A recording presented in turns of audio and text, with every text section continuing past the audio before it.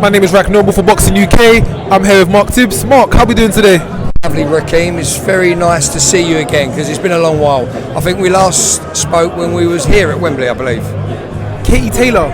Yes, that's right.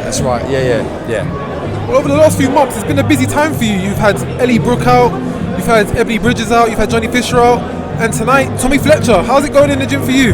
Tommy Fletcher is a fantastic prospect, cruiserweight prospect. He's just on the championship weight, so he's not filled out. He's only 21 years old, so he's got a very, very, very bright future in front of him. Yeah.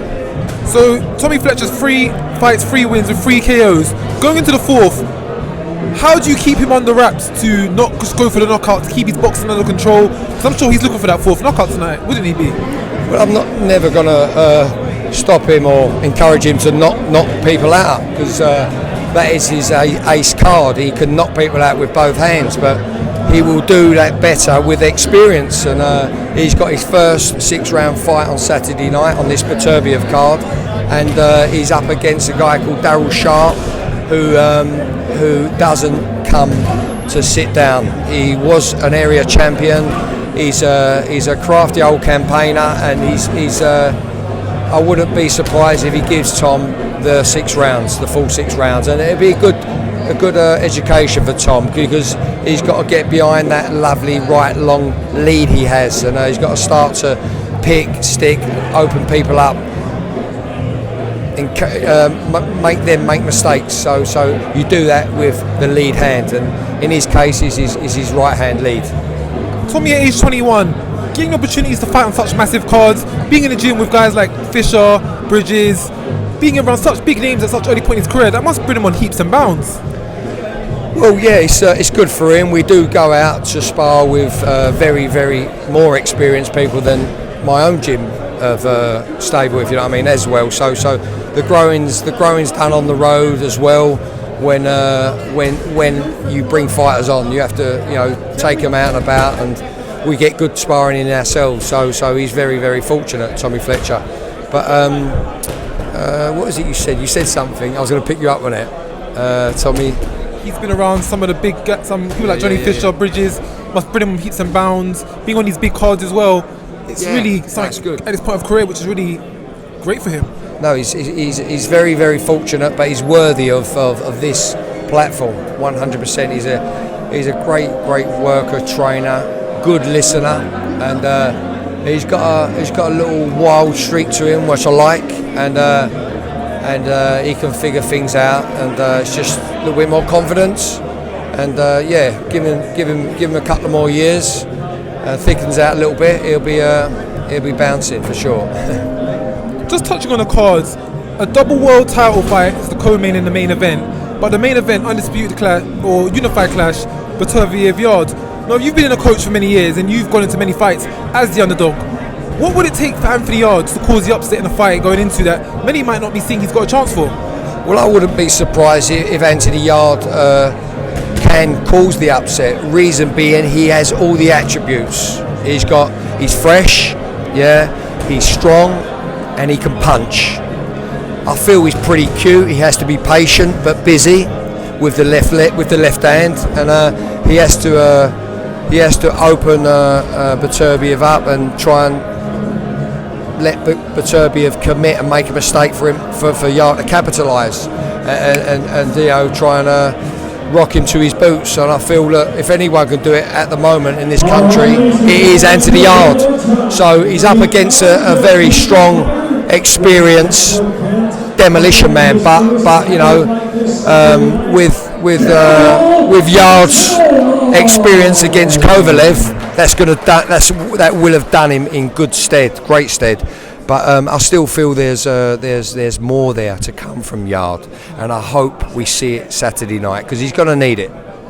His coach Tunde mentions a lot about timing. Everything's about perfect timing. Of course, Beterbiev is coming a bit of a long layoff. He's 38 years old now. Yarde's had the experience. He's had the rounds. Could that theory be true? Could it just be a matter of perfect timing falling on Saturday night? Yeah, I mean, it is all about timing. Timing in the moment, timing when you're in the moment as well. You know, when you're in the moment of a battle, of a fight, it's all about timing. But what Tunde is saying, the timing. He's had some experience with Kovalev. He's learned, and I feel that looking at Beterbiev, he looks very thick and dense. He's getting on a bit, as in he's in his twilight years. So the timing couldn't be better for Anthony Yarde. Yes, I agree with Tunde for that. Yeah. And just onto another perspective as a coach. Of course, over the weekend we saw. Just onto another perspective as a coach. Over the weekend we saw Liam Smith, Chris Eubank Jr. Before we go into that, how did you see that fight going out before the event occurred? Before that fight, I was saying Liam Smith is going to start off fast, and I wouldn't be surprised if he puts Eubank over on his arse. But I expected Chris Eubank Jr. to get up and finish Liam Smith later on because of his size, and I feel he's strong and he can punch himself and he's got a good chin. But Liam Smith proved me wrong there. All I got right was it was a fast start and Liam Smith will put him over. Well done to Liam Smith. So you got part one right about putting him down, but part two about him getting up didn't quite come to light. No, obviously it didn't come to light, but I ain't actually seen the fight. Got ready for the fight. I was out in Spain and I got cut short and had to leave. I had to leave the fights. But I'm not too sure where Junior would go from here. I hear Eubank Jr. is a little bit unhappy with the stoppage, so therefore I feel there's a perfect chance for him to implement the rematch 100%. If he implements the rematch immediately, would it be any difference to the outcome? Because it seemed pretty pretty convincing pretty early on. There you go. If he wants to be a stand-up guy, and the business is there, right? So that ain't an excuse. If he believes it was it could have gone on, then perfect opportunity to reignite the rematch clause. Yeah. One question about Eubank is that currently he's training alongside Roy Jones Jr. Do you think that's a perfect match? Because of course Roy Jones Jr. was a phenomenal fighter. It won't always transfer over as a coach. Do you think maybe he needs a more lower profile coach, someone who can work on the fundamentals and basics to get the best out of his abilities? Well, listen, I'm not around them. I've met Roy Jones Jr. a couple of times on our events like these, and I know obviously he was a great fighter himself, but I can't comment on his coaching skills or his training skills. But see, I think it's common knowledge that in Eubank Jr.'s young years, pretty stubborn, and I feel he never listened to his coaches all the time. You know, whether he did or not, it could have been an act. But when you don't listen to your coaches, you're robbing yourself of education and wiseness. You get me? Wisdom, not wiseness. Wisdom. So, in your later years, you're going to kick yourself, yeah, and it could be one of them moments. So, yeah, that's it. And just to round off, lastly, of course, Ebony Bridges, Johnny Fisher in the camp. When should we expect to be seeing these guys out next? Because big fan bases, big following, and lots of opportunities for the future.